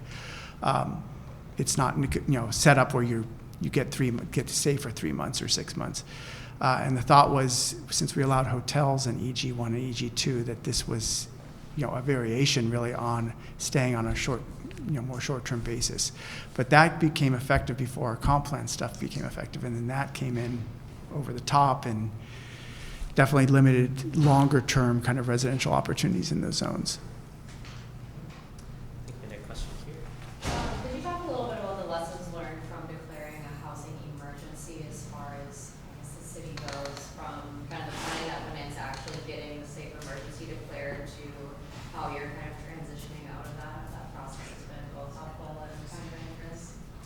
So I can speak for that just a little bit. So the first time the emergency was declared, 2015, Mayor Charlie Hales, and that kind of made the whole siting of Kenton Village easier. So there were a number of things that was aided by having this emergency in place, and it was meant for a year, and you know, things like what's that called, the moving storage units for people experiencing homelessness. That pilot came out of having the emergency in place. So there were some of these other things which are not obvious you would associate with the state of emergency, that was facilitated by the fact that we had a house emergency in place. So that was extended. It's been extended the second time. So in some ways, having that state of an emergency, it has helped to get to some things which were not the intended use of the state of emergency, and I know it's slated to kind of end in April 2019, and we might have a completely different force in place, and we might see it continuing. But the Housing Bureau is kind of documenting, you know, what are the things that happened because we had the state of emergency, and ideally we shouldn't be dependent on the state to get things done, which, you know, everybody, it's a basic human right. So that's, did I answer your question? So the whole idea is, let's make sure that everything that was facilitated by having the emergency in place, if that's good, we don't lose it by the emergency kind of going away. I mean, one of the things I think the housing emergency also focused at the time that it got passed, though, was trying to come up with just shelters. And so you know, some of the initial things you heard was like the Hanson shelter, where there's the old, I think, police bureau offices got opened. It allowed things to happen quickly with that, where maybe they wouldn't have happened as quickly. The project that I worked on loosened up some of the regulations. So, for example, something like the Hanson shelter, at least for that volume of people in the zone where it would have required a conditional use review, which can be time consuming and also can be appealable and things like that. We kind of raised the number of beds that would be allowed in some of these zones, so that something like the Hanson shelter, if they did want to not, you know, go beyond the housing emergency and legitimize it, they could have gotten, they might have still had to get a building permit to change the occupancy, but they wouldn't have to go through any kind of land use review.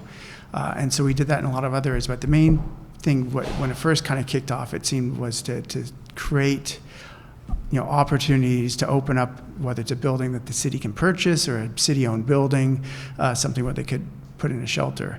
I think the thing that we've seen as it's developed, and especially with some of the villages, is you know, you can't house everybody in a shelter. I mean, it's just it's a tough situation for a lot of folks, and if you know, if you have 100 people in there and you don't necessarily have the services, and many of the people are you know, have had issues with mental health or you know, physical health, things like that, and they're all, you know, together in one room, you know, you can create some issues with volatility, and that's why I think even if people maybe sometimes have the opportunity to go to a shelter, they may prefer to, you know, have some sort of either it's a village or a collection of camp sites where people can, on a smaller basis, can look after each other. I just want to say that from my architecture brain is kind of going off thinking about like zoning and building codes, because you know, if we're allowed to have, if you're allowed to have a, you know, one large structure, then maybe it's a canopy that goes over the whole thing, right? And there's all sorts of architecture really good at this. You're not allowed an ADU, put some 2x4s connecting them, call it a trellis, and you have your ADU and you just take it down when it's allowed. I think that we can, I think that between now and April, it's great that we have a kind of deadline to work toward something that's a more logical way to do this in a supportive and better way that doesn't require the gymnastics, right? That don't really help, that don't help anybody. They're there for a really good reason. They're, you know, zoning, building codes are there for a really good reason. But I think that it's, I think we can take this as maybe a moment to say, we've got we've got 10 months, and I think we can all recognize that there's something powerful about the villages. The villages can and should get better, and we're on our way there. So in 10 months, what do we need to do? And let's not get into a position where we're having to all agree on how to manipulate the system. Let's do it. Yeah. And in this room, I think we have the people who can do this, right? I'm looking at you all. So 10 months. Let's go. We had a question back. Oh yeah, I mean, part of the challenge is, we have 100 years of zoning and building codes. They're there for a reason. There's fire, life, safety. And it speaks to your point. We need a broader coalition understanding societal acceptance of what's an acceptable risk. Because when that tragedy happens, when the fire rips through that village, who's going to be accountable? And who's going to circle the wagons, an appropriate term maybe, but who's going to stand up in front of the Oregonian or in front of the TV news counter and say, yeah, we agree. We agree that this was an acceptable risk and this is a tragedy. Or are they going to come looking for the city building official, like, how could you possibly allow this when that tragedy happens? And we need a much broader coalition, and it's not just city politicians, it's our state representatives. It's a much broader societal acceptance of these risks. I think that's a great point.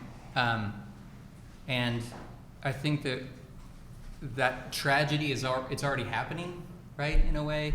Yeah.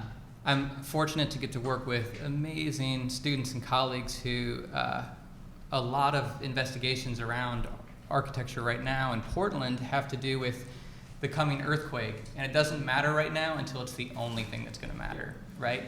When that happens, most of our building stock is going to fall, most of it. But it was all built, and we're fine with it. When that happens, and yeah, I think that folks like everyone in this room is going to think village, right? They're going like, what do you do in the meantime? You find like-minded people, you build a community, you find shelter with shared utilities, and what you just created is a village. But we already have that risk. There's already tragedy with people on the street. I think we just need to just collectively be honest about what we're facing and be comfortable with the discomfort that this demands. I just want to add, it's not like we're just running, without safety in mind also. I mean, Totally agree, but it gets to the complexity of the rules and how difficult. I mean, for the most part, the city controls the zoning code. The building code is even more opaque and harder to change, and really is a big barrier. And so, trying to do that in a way that a broad range of people understand what's going on. I think Todd hit it, in terms of acceptable risks and agreement on how we're going to address this issue. I mean, I think, and we've talked earlier about, sort of that whole role of all the different city codes and state codes and how that relate. But I think, a similar example to kind of point to is with our collection of food cart pods. And they've kind of been created over time, and how we've regulated them have morphed over time. And we've kind of continued to look at them as vehicles parked in a parking lot, and they just happen to be serving food, and they go through certain Multnomah County health inspections. But the only real zoning issue we look at is we figure, well, it's a vehicle, so it should be on a paved surface like any other vehicle. And then all the other things about how they get, do they use a propane, or do they hook up to electrical? Do they have, other utility hookups? That gets worked up between whoever owns the parking lot or whatever and the food cart pod folks. And I'd say we kind of, from a zoning standpoint, we're saying, and, building code doesn't look at it because it says it's a vehicle. So we've consciously said, well, okay, we'll accept the risk of that. Now, a couple of years ago, actually right outside the city building here at 1900, one caught fire, and because they were so close to each other, two more, I think, got destroyed. And so, that's a situation where, fortunately, I think it was overnight. Nobody lost their life or anything. But I think there were, we didn't suddenly clamp down and say, okay, well, we're going to now say that there needs to be 10 feet between each trailer and things like that. But, there's this acknowledgement that there's not a lot of oversight of these things, and we're accepting of that. The thing that is a little bit more difficult is I think we have to go over that hurdle about, do we feel that same way about where somebody sleeps? And are we willing to kind of allow that risk to take place? Because once again, somebody sleeping, that's probably more vulnerable. They're going to be in a more vulnerable position than somebody who's working in a food cart. So we have time for one or two more questions. Really quick question, just with the mapping exercises that you've been doing, have you looked at parcel size and average density of village format so that you have an idea of capacity overall? We've looked at parcel sizes. We have not looked at, we kind of have a rough clustering of where these parcels are, but we haven't run any density calculations or anything like that. Yeah. Any other questions? So we got two at the same time. We'll go with back there.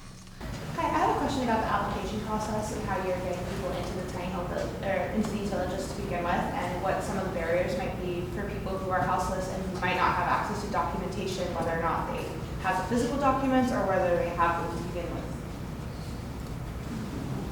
Well,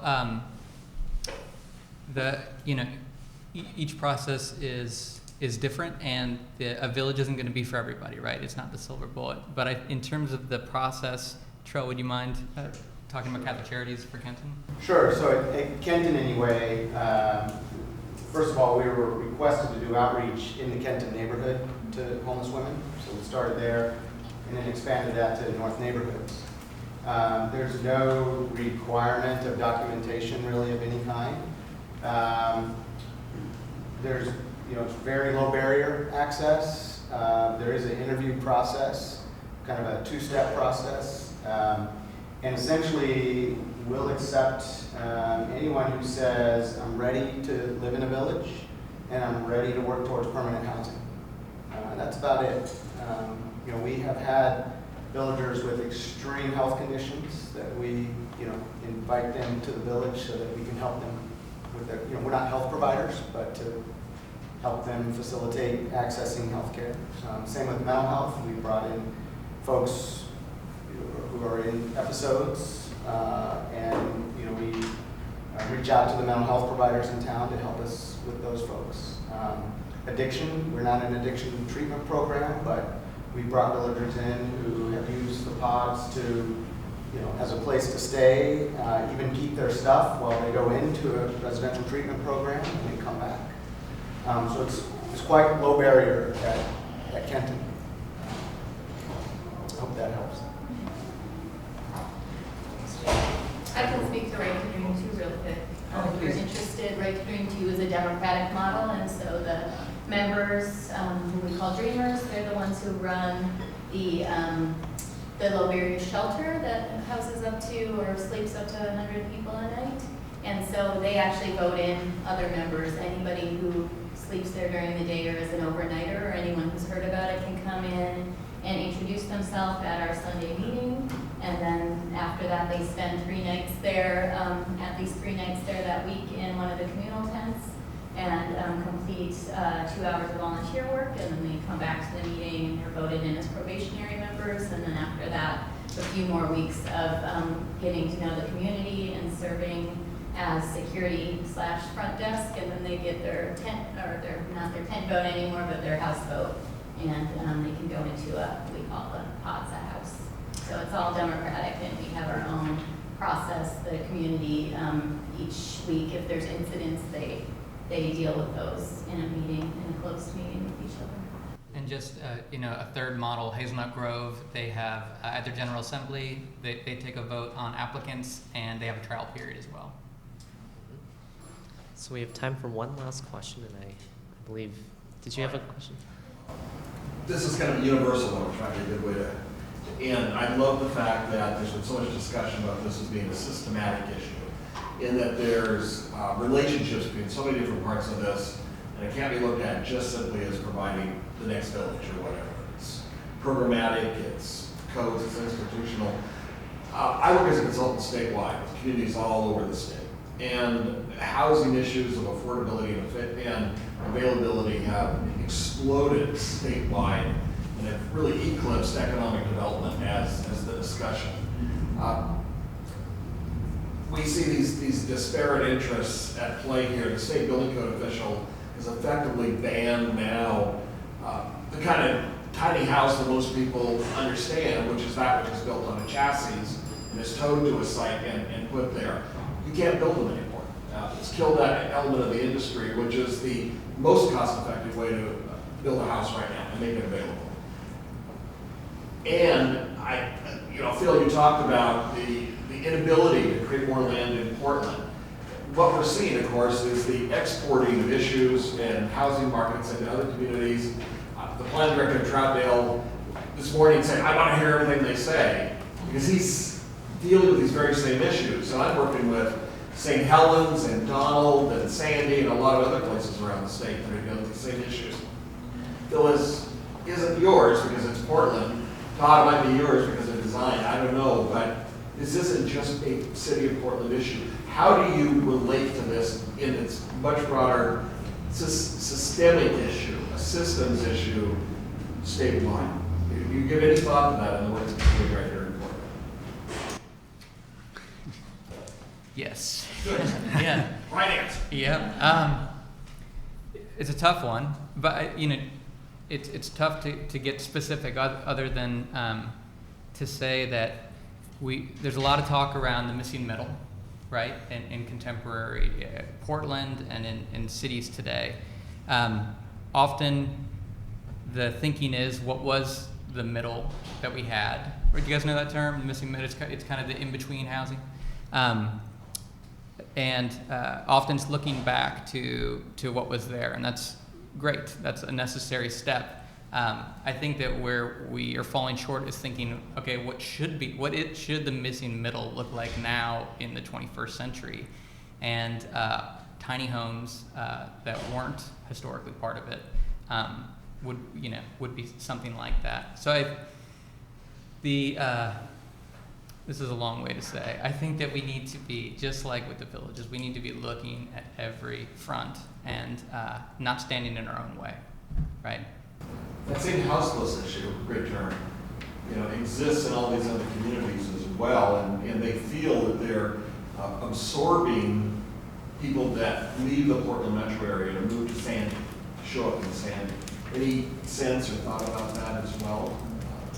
In terms of what you can do to maybe help other communities look at this again as a statewide or regional? Well, just to kind of respond, I came back from a trip to Europe a week ago, and I was checking on my Kindle for some stuff and stumbled on an article from a German magazine, Der Spiegel, that basically had issues of affordability in Germany. And it sounded just like here. It sounded like you could cross out Munich and put in Portland, cross out Frankfurt and put in Seattle. To humanize the story, they talked about a woman who's 54 who's working 2 jobs and paying over 50% of her income on rent and has a teenage daughter. And so, not to end on a downer note, but it's not even a state thing. I think it's almost like a developed world problem. And then the question is, there's just an issue with providing housing for folks across all income spectrums. So that said, the thing like with the tiny house piece and putting on the chassis, I mean, part of the issue with that is it's often not even clear like what code should apply, because there are codes that apply to RVs and trailers, and oftentimes the tiny houses on wheels kind of get put into that. A lot of the self-built ones don't follow any code. Then there's things that are intended for certain, like park, I think they call it park model regulations, and then they have things that then meet building regulations. So there's even, within those types of, you could have the same kind of residential trailer type thing and have it meet one or more of the codes or none of them. And so I think, there's even the question about a dialogue about, should we allow, maybe they need to hook it up, but maybe do we allow people to put a trailer in their yard and have somebody live in it? And as long as they hook up to sewer and water, and not dump it on the ground. But I mean, that's some things that once again, there's a variety of local and state codes that make that a difficult situation, unless you consider it an RV park and kind of assume that people aren't staying there for more than a month. So I can close it out, and I feel this is the upbeat part of things. So my answer is yes, and that thinking that it's not a city problem, so it's a good thing, we can say it loudly. And I think to substantiate that, this whole kind of joint office of homeless services, which kind of thinks the whole intent is probably the city doesn't have expertise in providing the services, and the county can take on that aspect of it, the emergency shelters. So this. Back in 2015, when this was created, that's the whole idea, that it's not a localized problem, and we need to be working collaboratively and cooperatively to address this. And if solutions are there, which have proven that it's a workable solution, to be able to replicate it citywide or statewide.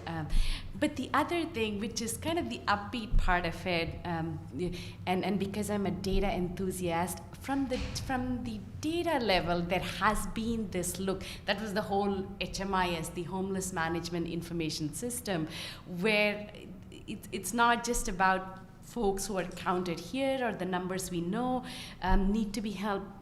But that's a much larger system, and this whole idea of continuum of care, and now it has to be a continuum of solution, that's already that has made its place, and I think that part is here to stay. Likewise, I am totally confident that jurisdictions would not have any hesitation in replicating what has worked elsewhere.